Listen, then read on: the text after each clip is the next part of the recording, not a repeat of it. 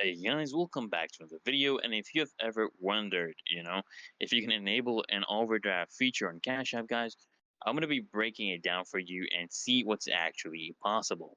All right. So, first things first, let's actually understand Cash App overdraft limits. Okay. So, here's the deal. Okay. Cash App doesn't offer, a traditional feature, overdraft feature like a bank. However, Cash App does allow eligible users to use a feature called Cash App Borrow. Okay, this can basically act as a short-term loan or a buffer, for unexpected expenses. And we're going to be diving in how to check for it and enable it. So first, what you're going to do is you're going to check for your eligibility for Cash App Borrow because not everyone has access to the Borrow feature.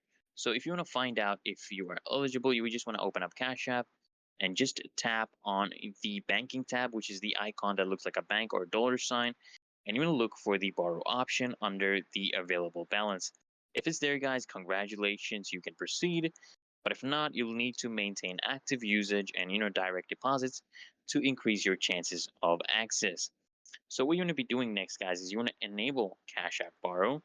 So what you're going to do, of course, guys, once you tap on Borrow in the banking tab, you're going to read through the terms just and tap unlock to basically proceed. Okay, and then you want to basically select an amount you want to borrow, and the amounts usually range from $20 to $200, and you just want to confirm the loan terms including the repayment schedules. And once approved, guys, what's going to happen is the borrowed amount will be added to your available balance. All right, and you can use it for payments, transfers, or cash app card purchases, right? And Cash App also will deduct repayments automatically on the due date. So to avoid penalties, guys, you want to make sure you have enough funds in your balance before that repayment date. All right.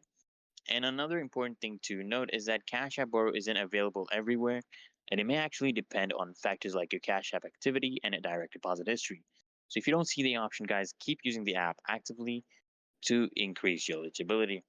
Anyways, guys, that's how you can use, the closest thing to overdraft on Cash App through its borrow feature.